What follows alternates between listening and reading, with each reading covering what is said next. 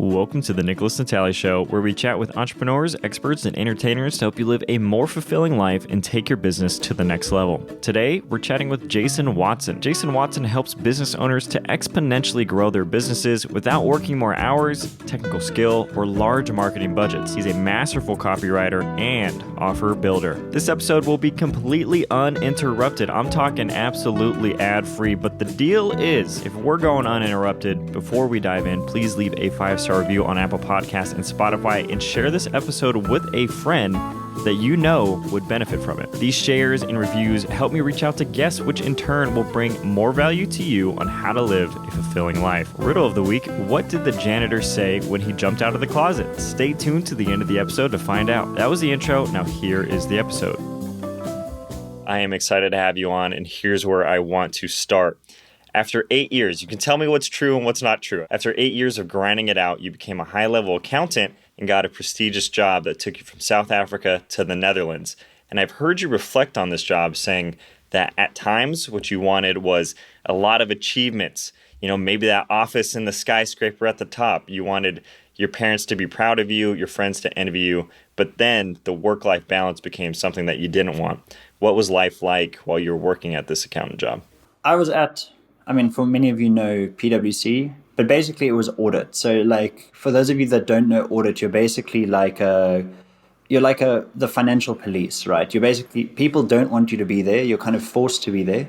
So it's like a very forced kind of interaction where people feel like threatened that you're going to kind of find problems with their work, that kind of thing. So I always found it quite a hostile environment. So I was traveling a lot, in the sense I was driving, I think, about 3 hours a day. So there was that, going to clients. You know, you'd be at a client for 2 weeks, different place, different office. I used to just always get lost in the offices because they were always different. And also high pressure. You know, a lot of that, the idea was you need to be seen. So it's you're sitting there 9 at night, 10 at night. And there were times that I wasn't really doing anything, but you needed to be seen. So it was that kind of sentiment, a lot to do. Obviously, the charge-out rates are very high for these top finance companies. So there was just a lot of pressure to constantly be on, to constantly be performing, to be happy. That's what life was like as an accountant. What led you to get out of there? What was the thing that you're like, you know what, these 9 p.m., 10 p.m. at night things, I'm gonna pack up and go somewhere else? Yeah, they promise you the world. So with PwC, Deloitte, all of those kind of companies, their persuasion tactic is you're going to be irresistible later. You know, look at you, you're going to have our name attached to it. You're going to have all of this stuff and everyone's going to want to work with you. You're going to be the most sought after person in the entire world. So that's basically how they persuade you. So eventually it got to a point where I was just I was so ridiculously underpaid because they're basically sitting on that promise. It's one day you will be. But in my mind, I was I'm working so much. When is that day going to become? When is it going to happen? So eventually I just kind of looked around and saw a job it was a company called, it was a textile company. It actually made African, bright, vibrant colored textiles. And then basically went there. And they paid, at that point, an obscene amount. It was crazy how much they were willing to pay me. So for that, it was just this natural jump. I was just I'm tired of this. And then I thought the grass is greener. Yeah. That's so interesting that as a textile company, that's such a unique market and interesting shift from your previous job. Were you doing the same kind of responsibilities there, or was it a whole new different ballgame? No, I just went from being an auditor, which is financial police, if you call it that, going into an accountant, but it was consolidation accountant. I don't want to bore you with all that kind of stuff. But I basically just shifted to being on the other side of the table, the person that the auditors speak to. Yeah, that makes sense. With a job that has a higher paying salary, oftentimes it comes with more responsibility and more pressure because they have an expectation of how your performance should be. What was the lifestyle like at that point, and how did it kind of cause your first panic attack to come about? So you have to realize at this point we're in the Netherlands. So I'm South African, and I go to this new job and it's literally all in Dutch. It's everything is in Dutch, meetings in Dutch. Obviously the work is in English, And my boss at the time is like, how do I explain it? He's like hyper, almost like old school, but like probably slightly autistic a little bit, but like very much like rule based, like rule. Everything has to be perfect. We had to like print everything. The font had to be the right size. It was kind of hectic like that. So it was just that combination. And I was just like very isolated because everything was in Dutch. The only person that really interacted with me was my like office mate. So it was that. And it was like just very obviously trying to adapt to a new job, new position, all in Dutch, completely out of my depth with that stuff. And then, like often it's almost like a bad relationship. Like, stuff's going bad, like before it's actually bad. You get that kind of sense. And I just noticed that my boss was getting more and more kind of hectic with me. He was kind of not managing, like monitoring when I was coming in, when I was leaving, like those kind of things. And then I just remember the one time I was walking in town and I was talking with my like office mate. And then I don't know why it happened, but he said something and I just had this like hot flush.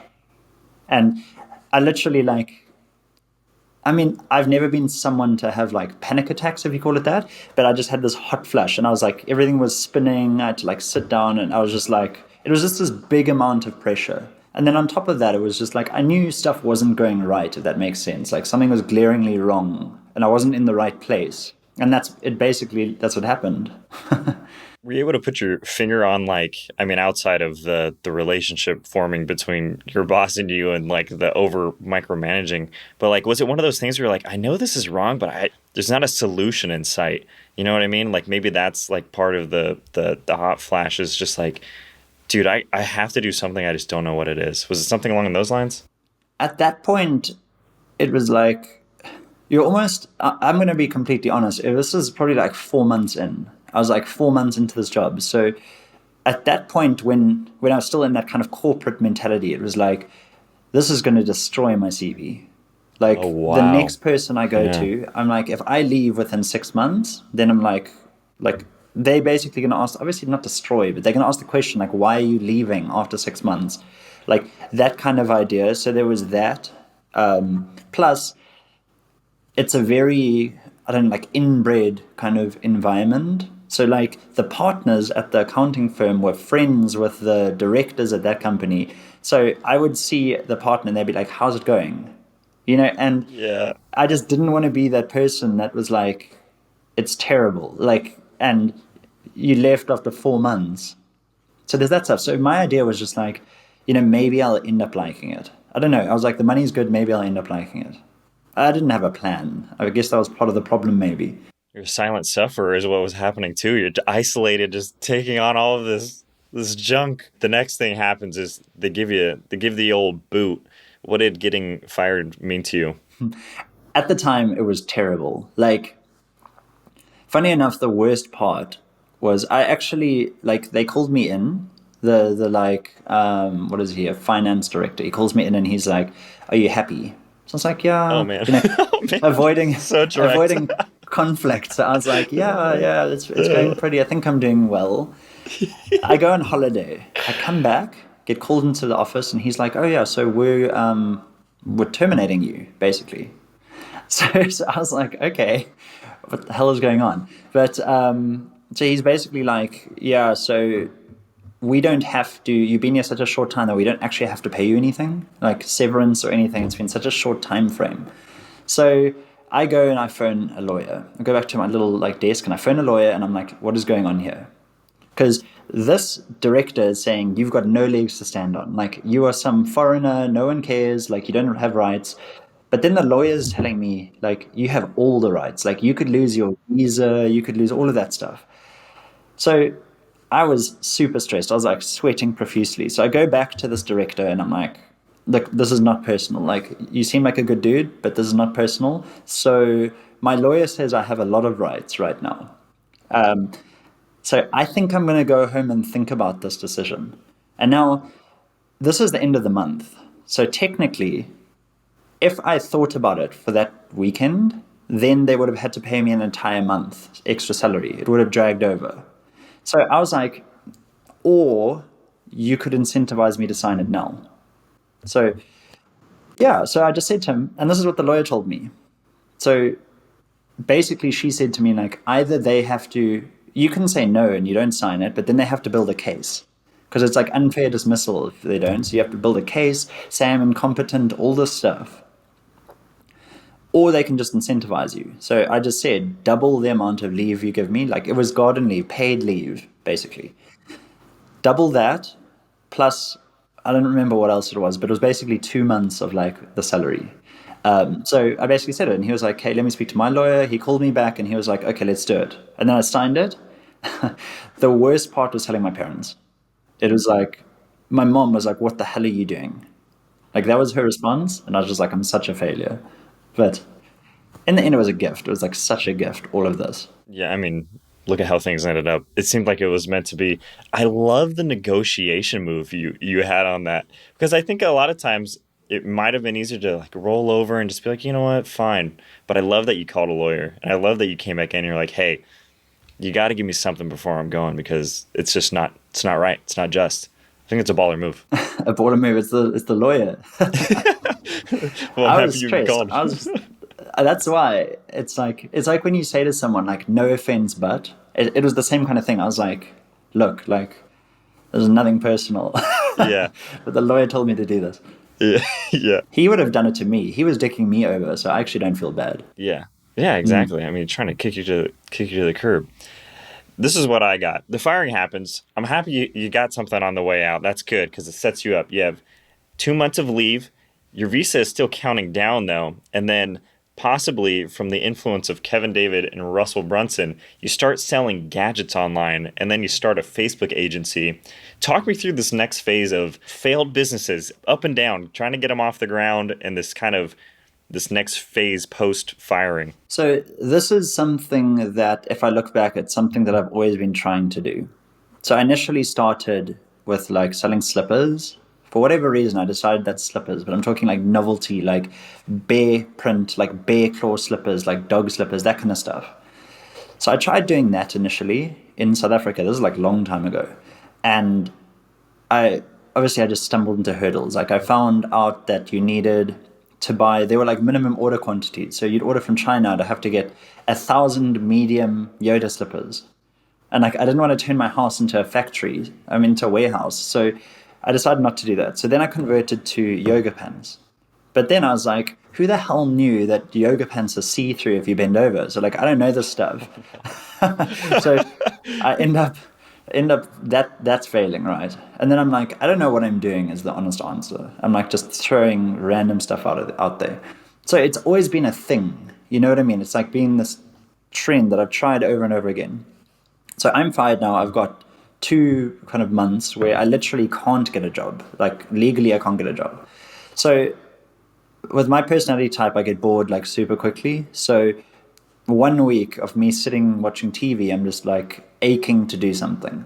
So I end up getting a book, which is .com Secrets, which is Russell Brunson's book. And then I was just like, yes, like, I'm going to do this. Like, this is amazing. So eventually I'm like, cool, going to try it, reading it, all of that stuff. Then I stumble upon Kevin David, like you said. And he sells me on the idea that like, you can make, I think it was like 5,000 a month or something with like 2 clients.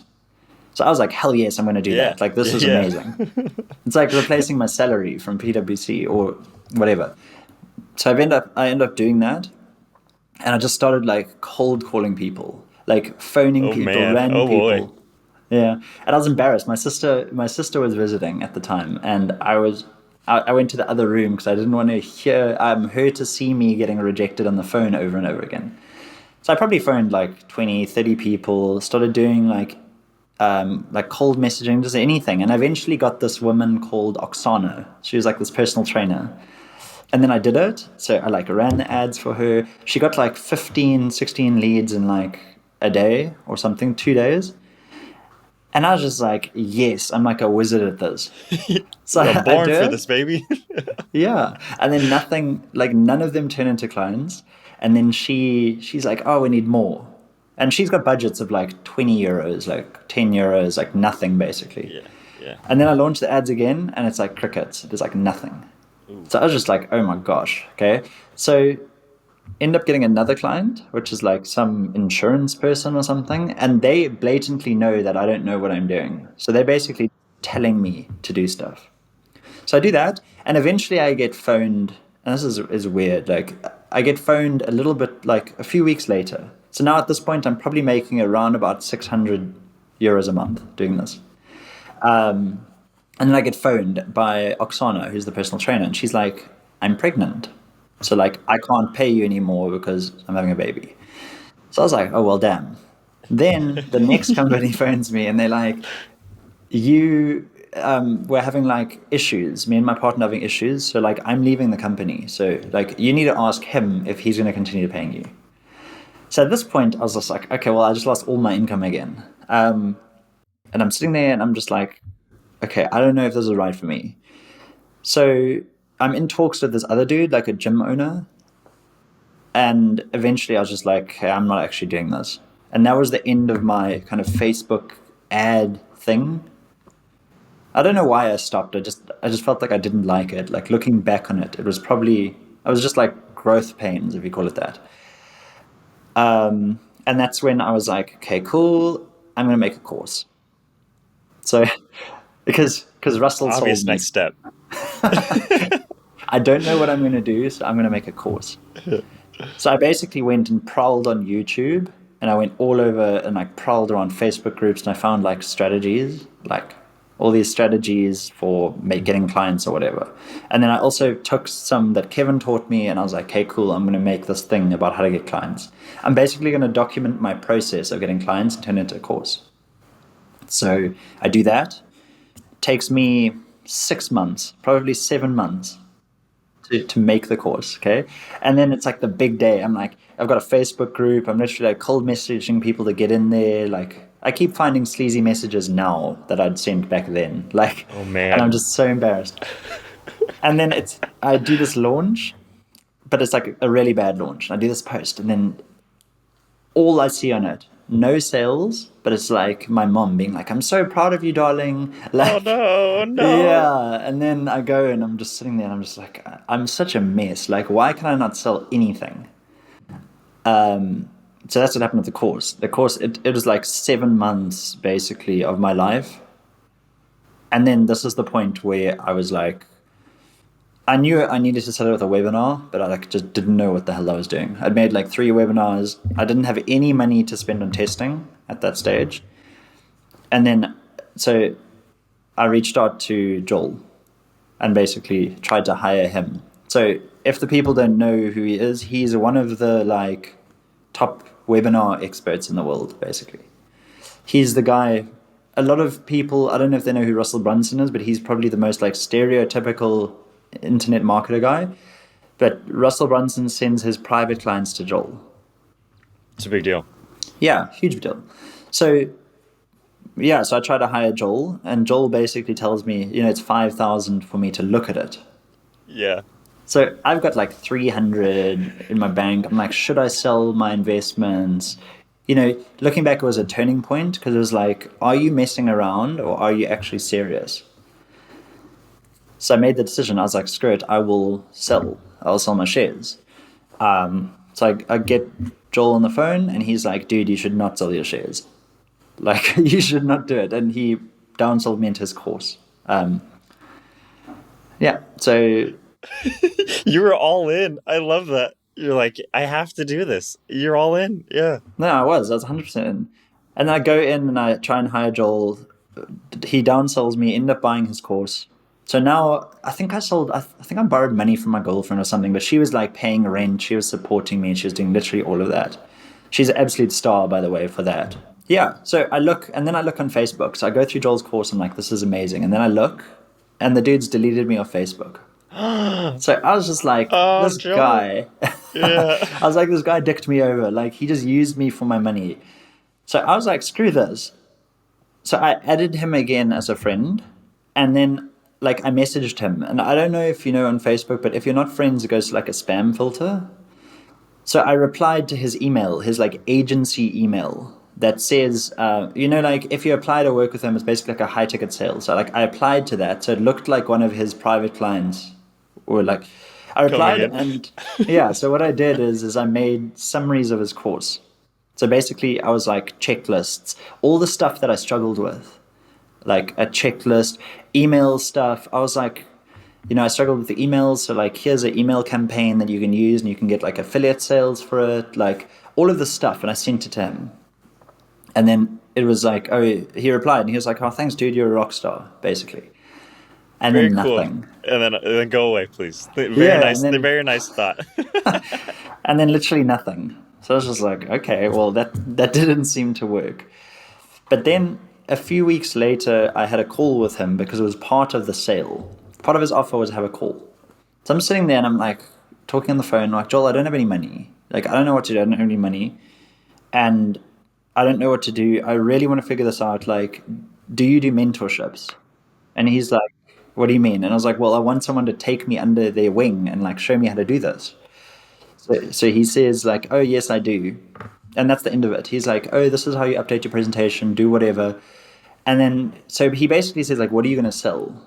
And I was just like, I'm probably going to do the same thing as you because like my course was terrible. Like I'll be open about that. And then your stuff's awesome. So I think I'm going to do that for other people. So we get off the call, all fine, still nothing. So every week or every few days, I don't remember, I'd send him like a random bit of advice on webinars. And if you think about it, it's like some random dude sending one of the best in the world advice on webinars. Yeah, that's so funny. So I'm doing that. And like, if you look at it, like half of them are like, they're like read, he like read them and didn't reply.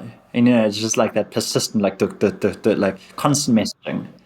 And then eventually, I'd say after like I get confused with the time frames, but like a few months, maybe, no, not even, probably a few weeks or a few months, he replies and he's like, dude, do you want a job? And I was like, yes. Yes. Have you not seen my past 50 messages, Joel? Yeah, I Yeah. do. I was like, what took you so long, basically? And then that's it, yeah. And then I ended up working for him. That's insane. I love the persistence. That's so good. You know he has the answers. You know he can help. You know he's the guy. And it's just knocking on his door until it opened.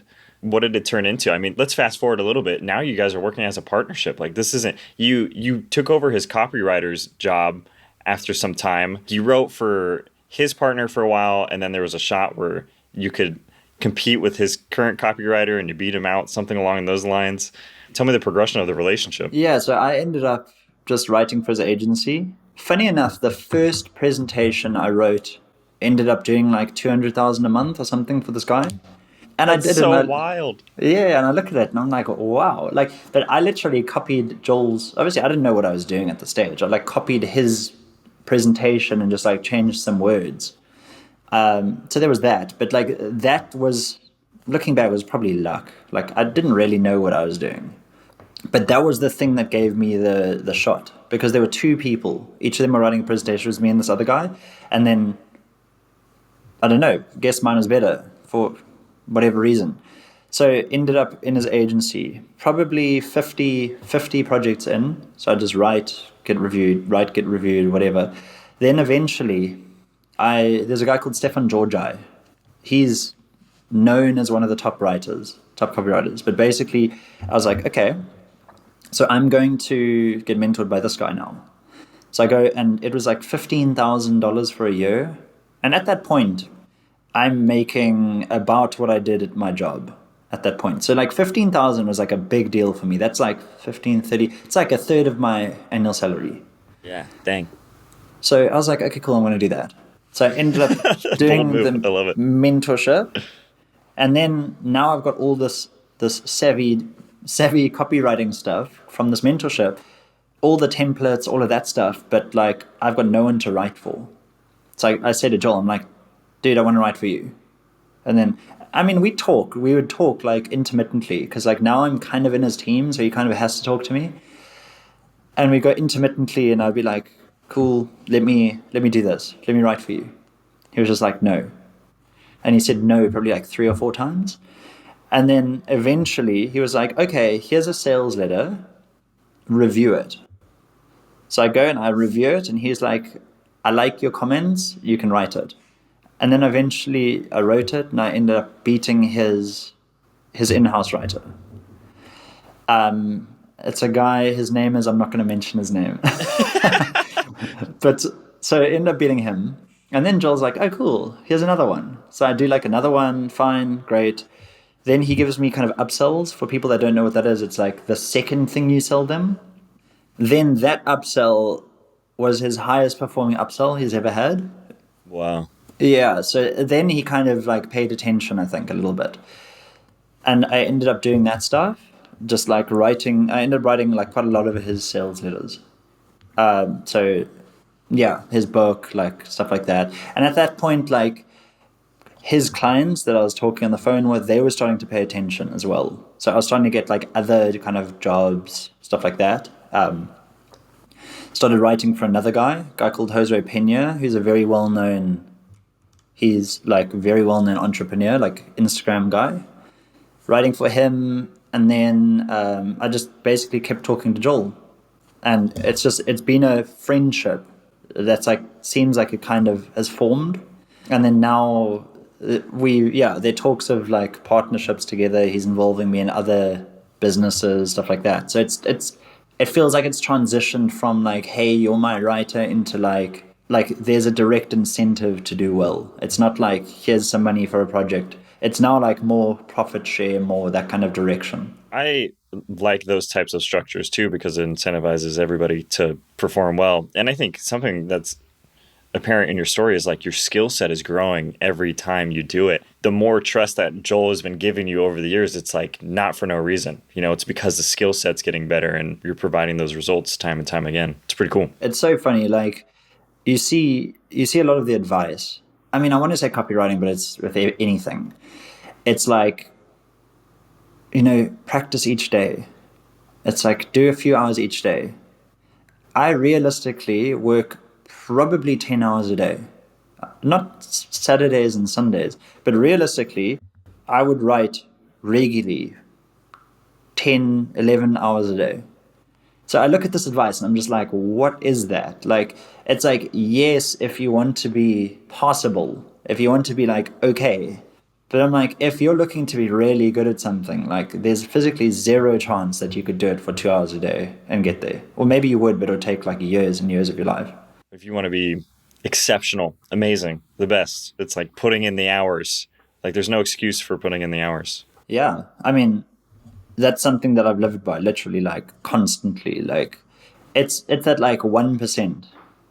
Like how do you get like a little bit better each day? And it sounds so cliched, but it's like, that's literally what I did. It was literally like, I just wrote and call it like desperation, because a lot of it was like, I cannot go back to my job. I cannot lose this money. So it was almost like fear that it was going to go away. And then the other part was just like having like this big why. Like, why am I doing this? Is like, because I want that life that like I can create. And I'm like, every time you're writing, it's like building that skill set. So like those are the two things kind of for me. I can definitely relate to that mindset. And as soon as I tap into something like that, like a desperation mindset of like, this has to happen, there's a clear change in how I operate. For something that's like, oh, that'd be nice to have, it's not going to be met with the same determination and dedication as like, no, I need to make this happen and it has to happen and I'm going to do what it takes to make it happen. I definitely resonate with that mindset. My parents always commended me, or like people have in the past commended me on persistence, but I don't believe I was persistent. I was desperate. Like that's the truth of the matter. Like I didn't have a plan B. I was like, I'm not going back to my job. So it's either this or it's something else. And Joel pushed me into kind of copywriting as that direction. And it was all because I didn't know how to sell that course. It's like, hey, Joel, how do I sell the course? And he's like, you learn how to write. So it was literally desperation. Like that's the whole thing. Man, no plan B. I'm going to hold on to that. That was the episode. You just listened to it. Be sure to tune in for part 2 that's releasing on Monday at 6 a.m. I know, we're mixing it up on you. We're keeping you on your metaphorical toes. Don't forget to leave a 5-star review on Apple Podcasts and Spotify and share this episode with a friend that would appreciate it. It'll take 5 seconds and is a wonderful use of your screen time that I know is shooting through the roof. The real reason you're still here, you want to know the answer to the riddle of the week. What did the janitor say when he jumped out of the closet? Supplies. Get it? Like, surprise. Supplies. You get it. Thank you for tuning in. See you next Monday at 6 a.m. Be kind, be strong, be disciplined, be obsessed with your craft. Love you. Bye-bye. Bye.